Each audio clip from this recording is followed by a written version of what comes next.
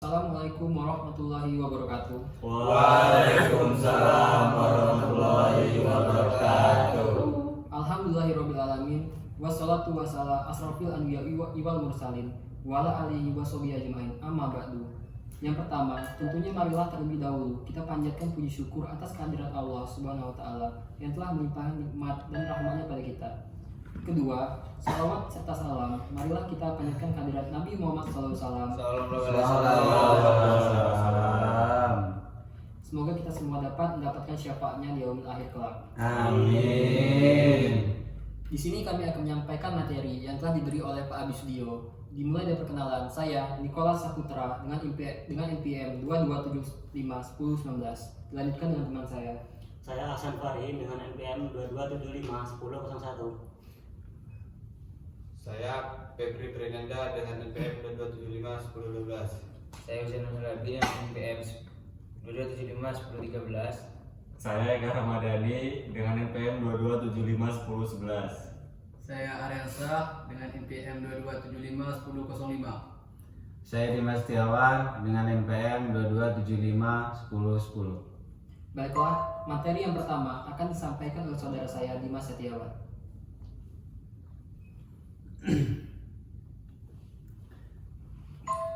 Baik, sebelumnya saya di sini akan menyampaikan berakhlak yang baik untuk sesama manusia.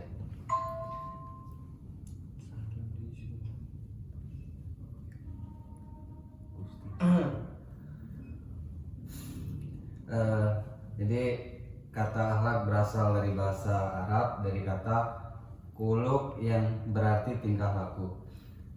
Tabiat atau pergay secara istilah, akhlak yaitu sifat yang dimiliki seseorang telah melakukan dan biasanya akan tercermin dari perilaku orang tersebut. Dan Imam Al-Ghazali menjelaskan bahwa akhlak adalah salah satu sifat yang tertanam di dalam jiwa manusia yang dapat menimbulkan sesuatu perbuatan yang mudah dilakukan tanpa adanya pertimbangan pemikiran lagi. Dan sebagaimana kita diketahui bersama bahwa bentuk luar ini ada yang diciptakan dalam bentuk yang indah dan ada yang diciptakan dalam bentuk yang buruk. Dan ada yang diciptakan bentuk diantara keduanya dan bentuk batin, atau demikian juga ada juga yang baik dan ada yang buruk. Serta ada diantaranya kedua, dan bentuk batin inilah yang dikatakan sebagai akhlak. Akhlak adalah gambaran batin di mana manusia berwatak seperti gambaran batin itu, tabiat pemberian Allah.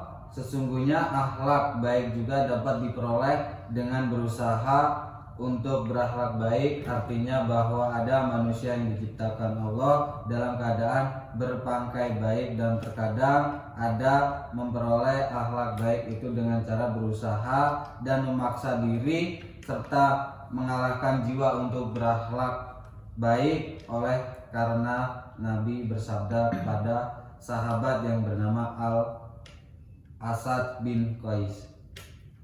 Nah, kemudian contoh dari berakhlakul karimah yang biasa kita lakukan sehari-hari seperti menolong teman yang kesusahan, terus membantu orang di luar sana yang membutuhkan bantuan kita. Ya, mungkin emang itu udah seharusnya kita sebagai manusia harus saling menolong, saling membantu agar kita bisa dinilai dengan akhlak yang baik juga tentunya. Mungkin itu saja penyampaian materi dari saya tentang akhlak. Baik, materi kedua akan disampaikan oleh Ariansa. Silakan. Hakikat manusia. Manusia adalah makhluk ciptaan Tuhan yang dibekali dengan akal dan pikiran. Manusia merupakan ciptaan Tuhan yang Maha Esa, yang memiliki derajat paling tinggi di antara ciptaannya yang lain. Hal yang paling penting dalam membedakan manusia dengan makhluk lainnya adalah bahwa manusia dilengkapi dengan akal, pikiran, perasaan, dan keyakinan untuk mempertinggi kualitas hidupnya di dunia. Pendidikan adalah proses mengubah sikap dan perilaku seorang atau kelompok orang dalam usaha mendewasakan manusia melalui pengajaran dan pelatihan. Jadi dalam hal ini proses atau perbuatan pendidik, pendapat lain mengatakan bahwa pendidikan adalah bimbingan atau pertolongan yang diberikan oleh dewasa kepada perkembangan anak untuk mencapai dewasa dengan tujuan agar anak cukup dalam melaksanakan tugas hidupnya sendiri, tidak dengan bantuan orang lain. Baiklah, materi ketiga akan disampaikan oleh Eka Ramdhani. Baiklah, di sini saya akan menyampaikan tentang definisi takwa. Kata takwa berasal dari waqo yaki wakiatan, adalah artinya menjaga dan menutupi sesuatu dari bahaya. Bila kata ini digunakan dengan Allah, maka makna takwa adalah melindungi diri dari azabnya. Dan hukumnya, hal-hal yang membahayakan diri tersebut dapat dihindari dengan memenuhi perintah Allah dan menjauhi larangan-larangan yang menjerumuskannya ke dalam api neraka. Ketakwaan tersebut menjadikan orang yang bertakwa mendapatkan faedah atau manfaat yang besar serta kemuliaan dari ketakwaannya. Menurut Baidowi, takwa adalah menjaga, merawat, atau memelihara, yakni sebutan bagi siapapun yang melindungi dan mencegah dirinya dari apa yang membahayakan di akhirat. Takwa sebagai sebuah bentuk kepatuhan dengan cara menjalankan perintah dan menjauhi larangan Allah.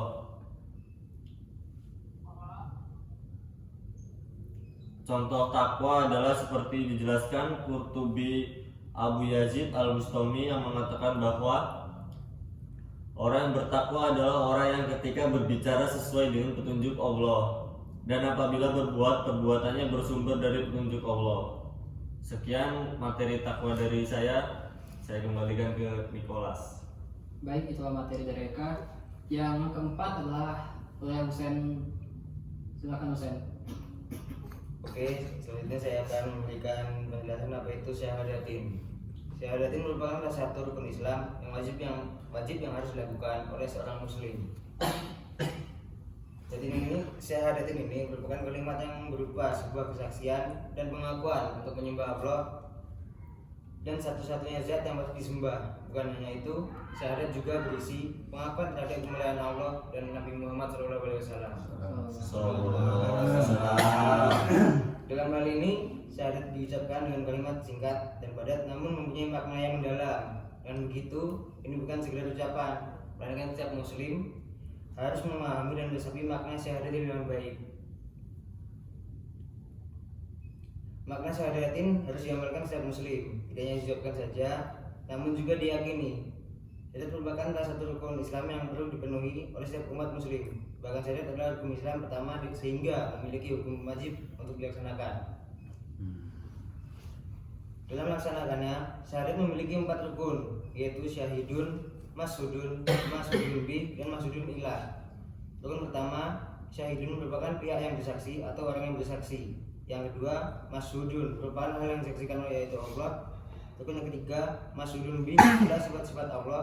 Yang terakhir, masyhudun ilahi merupakan Muhammad SAW sebagai Rasul Allah. Baiklah, materi selanjutnya akan disampaikan oleh Febri Ananda. Silakan. Baik, di sini saya akan menjelaskan tentang pengertian hukum Islam. Pengertian hukum Islam adalah jalan yang ditempuh manusia untuk menuju jalan Allah atau Tuhan semesta alam. Hukum Islam atau syariat Islam adalah segala macam hukum atau peraturan yang tujuannya mengatur segala urusan umat Islam dalam menangani perkara dunia dan akhirat.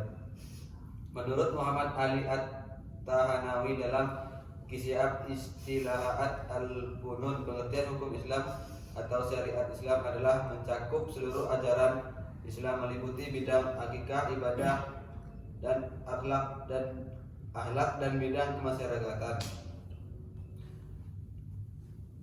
Berikut sumber hukum Islam dibagi menjadi 3. 1. Al-Quran.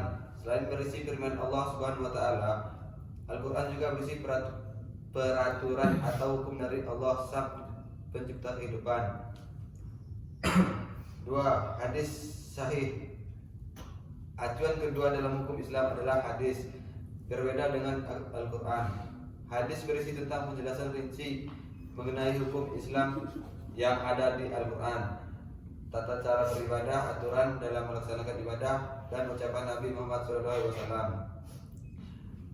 3. Ijtihad adalah usaha para ulama untuk menentukan hukum Islam perkara baru dengan mengacu pada Al-Quran dan hadis. Baiklah, materi selanjutnya akan disampaikan oleh Hasan Farihin. Silakan. Baiklah, saya di sini akan menyampaikan materi ciri-ciri orang yang beriman kepada Allah Subhanahu wa Ta'ala. Sebagai umat Islam sudah seharusnya senantiasa beriman kepada Allah Subhanahu wa Ta'ala. Berikut adalah ciri-ciri orang yang beriman. 1. Bersyukur.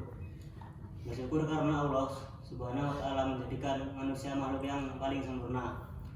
Rasa syukur dapat diungkapkan dengan memanfaatkan pemberiannya, misalnya menggunakan mulut untuk berbicara kata-kata yang santun, mata untuk membaca Al-Quran, dan lain sebagainya. Ikhlas berarti beribadah semata-mata untuk mengharap ridha Allah. Ibadah yang dilakukan dengan ikhlas dan terasa menyenangkan dan tidak terasa berat.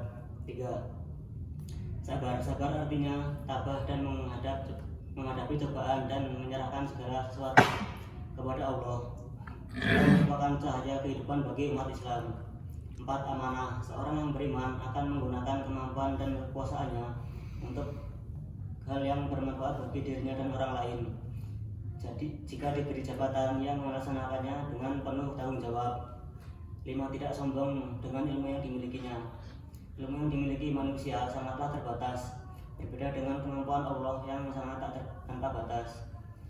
Iman kepadanya menjadikan manusia tidak sombong atas ilmu yang dimilikinya. 6. Sopan dan dalam perkataan maupun perbuatan.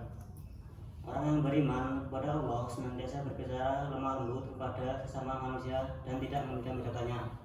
Sekian dari Baiklah, materi terakhir akan disampaikan oleh saya, yaitu adalah tugas manusia.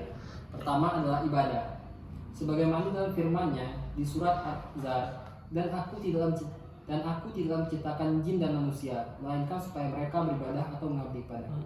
Hal demikian adalah tugas manusia yang pertama, menjadikan seluruh hidupnya mengabdi pada Allah Subhanahu wa Ta'ala. Pengabdian yang dilakukan tentulah pengabdian yang baik dari lahir dan batin, seperti melaksanakan sholat, puasa, zakat, sedekah, bahkan menafkahi keluarga, itu pun termasuk ibadah. Dan yang kedua adalah khalifah. Tugas manusia ini jelas tertuang dalam surat Al-Baqarah ayat 30 yang berbunyi, "Ingatlah ketika Tuhanmu berfirman pada para malaikat, sesungguhnya aku hendak menjadikan seorang khalifah di muka bumi." Mereka berkata, "Mengapa engkau hendak menjadikan khalifah di bumi itu? Orang yang akan membuat kerusakan pada dan menumpahkan darah. Padahal kami senantiasa bertasbih dan memuji engkau dan mensucikan engkau." Tuhan berfirman, "Sesungguhnya aku mengetahui apa yang tidak kamu ketahui." Khalifah sendiri memiliki arti pemimpin, pengelola, dan pemelihara. Artinya, manusia harus dapat memimpin, mengelola, dan memelihara bumi dan seisinya. Adapun selain tugas demikian, seorang khalifah juga dituntut untuk gemar beribadah pada Allah Subhanahu wa Ta'ala. Dan yang ketiga adalah yang terakhir adalah dakwah. Dua tugas di atas akan lebih lengkap jika manusia-manusia yang beriman pada Allah juga menyeru untuk kebajikan.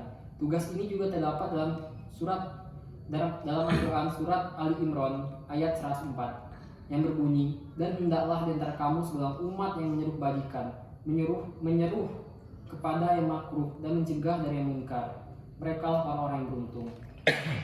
Untuk dakwah, Allah juga sudah memandu kita tata cara berdakwah, seperti dalam kitab surat An-Nahl ayat 125 yang berbunyi, "Serulah kepada jalan Tuhanmu dan hikmah dan pelajaran yang baik, dan bantahlah mereka dengan cara yang baik. Sungguhnya Tuhanmu, dialah yang lebih mengetahui tentang siapa yang tersesat di jalannya, dan dialah yang lebih mengetahui orang-orang yang mendapat petunjuk. Baiklah, sekian materi dari kami. Maaf jika ada salah kata. Kami akhiri. Wassalamualaikum warahmatullahi wabarakatuh.